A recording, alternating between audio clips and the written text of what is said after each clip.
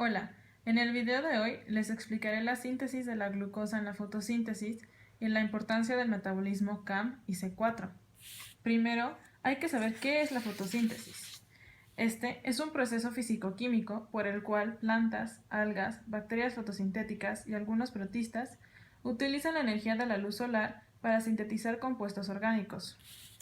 Su ecuación general son 6 moléculas de agua más 6 moléculas de dióxido de carbono que reciben la energía lumínica proveniente del Sol para transformarse en una molécula de glucosa y 6 de oxígeno molecular. La fotosíntesis se puede separar en dos etapas principales: la fase luminosa, que se lleva a cabo en la membrana tilacoidal, y la fase oscura, también llamada ciclo de Calvin y Benson, que se lleva a cabo en el estoma del cloroplasto. Esto es un cloroplasto. La membrana exterior presenta una elevada permeabilidad, mientras la interior, mucho menos permeable, tiene integradas proteínas transportadoras. Estas membranas rodean un amplio espacio central, el estroma, en el que se ubican gran número de enzimas solubles y un sistema de membranas en forma de sáculos aplanados, los tilacoides, o sistema lamelar, que delimitan un compartimento interno denominado espacio intratilacoidal.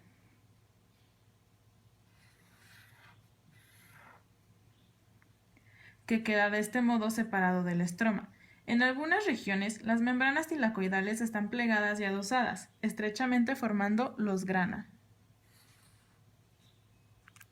Entonces, como dijimos, la fase luminosa se lleva a cabo en la membrana tilacoidal y la fase oscura en el estroma del cloroplasto.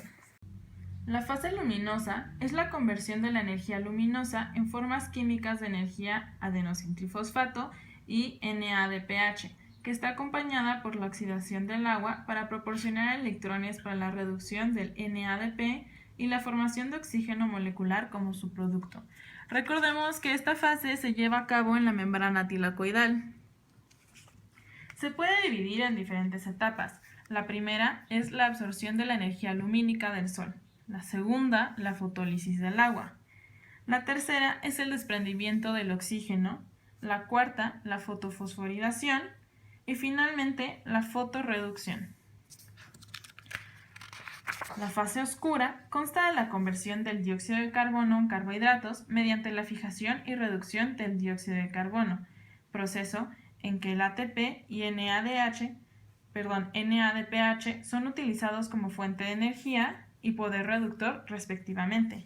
Esta fase se lleva a cabo en el estroma del cloroplasto. Para que se lleve a cabo la síntesis de una molécula de glucosa necesitamos 18 ATP y 12 NADPH. Estas se obtienen en 18 vueltas de este ciclo. El ciclo comienza con 6 moléculas de ribosa 1,5-bisfosfato, que fija 6 moléculas de carbono atmosférico, específicamente dióxido de carbono, por la enzima rubisco, cuyo nombre completo es 1,5-bifosfato carboxilasa oxigenasa. Estas 6 moléculas de carbono se hidratan y dan origen a 12 moléculas de 3-fosfoglicerato. Esta primera fase se llama carboxilación. El ciclo consta de 3 fases principales: la carboxilación, la reducción y la formación de exosas. En la fase de reducción, el 3-fosfoglicerato, mediante la quinasa y el uso de 12-adenosindifosfato, que pronto va a salir como adenosindifosfato, se transforman en 12 moléculas de 1,3-bifosfoglicerato. Luego, actúa una deshidrogenasa y se obtienen 12 moléculas de gliceraldehído 3-fosfato. Para esto se usan 12 NADPH, que luego saldrán como 12 NADP+, y se liberan 12 fosfatos inorgánicos.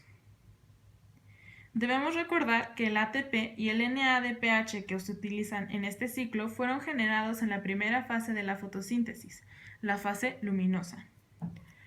Aquí podemos dividir al ciclo en dos vías: la formación de exosas y la fase de regeneración. El que nos interesa para la síntesis de la glucosa es el de la formación de exosas. Las moléculas que se utilizan son 3 moléculas de gliceraldehído 3-fosfato y 3 moléculas de dihidroxicetona fosfato. Una aldosa es la enzima que une a estas dos moléculas y obtenemos fructosa 1,6-fosfato. Inmediatamente después actúa una fosfatasa que le quita un grupo fosfato a cada una de las moléculas, resultando 3 moléculas de fructosa 6-fosfato. Una de estas moléculas va a ser nuestro resultado neto, pues mediante una isomerasa se transforma en glucosa 6-fosfato. En la segunda vía, la fase de regeneración, lo que se hace es regenerar la ribulosa 1,5-bifosfato para reiniciar el ciclo. Continuando con la segunda parte de este video, explicaré la importancia del metabolismo ácido de grasuláceas o CAM, el metabolismo C4 o ciclo de Hatch y Slack. Para esto es importante saber que la enzima rubisco puede actuar como carboxilasa o como oxigenasa.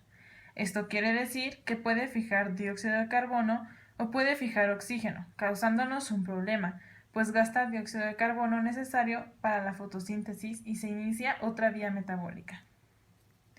Antes que nada, hay que dejar en claro que el metabolismo C3 no es la fotosíntesis, es solo una parte del proceso correspondiente al ciclo de Calvin.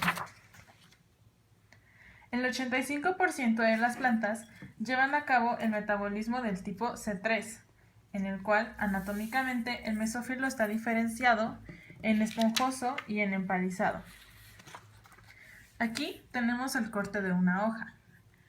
Esto es lo que nosotros llamamos tejido en empalizado. Las plantas que llevan a cabo este tipo de fotosíntesis son muy competitivas en climas templados y húmedos. Algunos ejemplos son el arroz y la soya o el frijol. Las plantas C3 tienen el inconveniente de que en condiciones secas calientes su eficiencia fotosintética sufre debido a un proceso llamado fotorrespiración. Cuando la concentración de dióxido de carbono en los cloroplastos cae por debajo de aproximadamente 50 partes por millón, el catalizador rubisco que ayuda a fijar al carbono comienza a fijar oxígeno en su lugar. El problema de la fotorrespiración queda resuelto en algunas plantas mediante una ruta alternativa de fijación del carbono.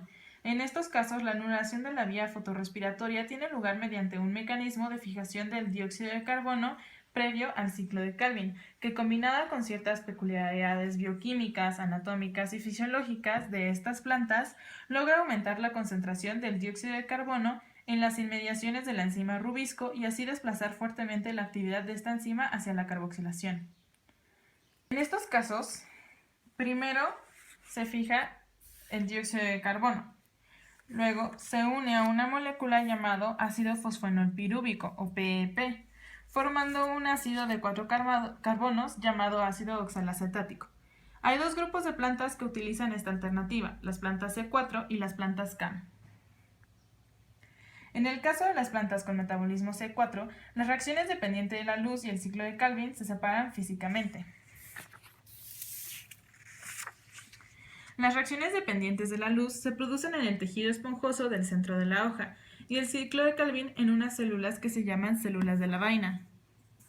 Este metabolismo lo llevan a cabo plantas que comúnmente conocemos como grandes productoras de carbohidratos, por ejemplo, el maíz, la caña de azúcar o el trigo, cuya anatomía se conoce como Kranz, que viene del alemán, que significa corona. Podemos observar aquí que las células se encuentran en una disposición como si fuera una corona.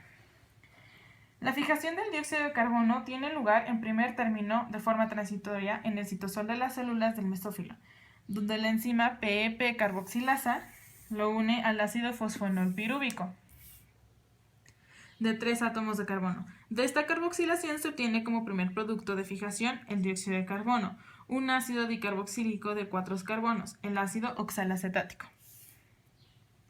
El oxalacetático es luego transformado en otro ácido de 4 carbonos que será transportado vía plasmodesmos a las células de la vaina, que son estas de aquí. En algunas plantas C4, esta transformación es una reducción que tiene lugar en los cloroplastos del mesófilo y de la que se obtiene ácido málico. En otras se trata de una transaminación que ocurre en el citosol y de la que se obtiene ácido aspartico. El málico entra a los cloroplastos de la vaina y allí es descarboxilado al ácido pirúvico de la vaina. En todos los casos, la descarboxilación libera dióxido de carbono en la vaina, que puede entrar al ciclo de Calvin al ser fijado por la enzima rubisco. El ácido pirúvico que queda es transportado nuevamente al mesófilo, donde previa fosforilación podrá reiniciar el ciclo. Finalmente, vamos a hablar del metabolismo CAM, que significa metabolismo ácido de crasuláceas.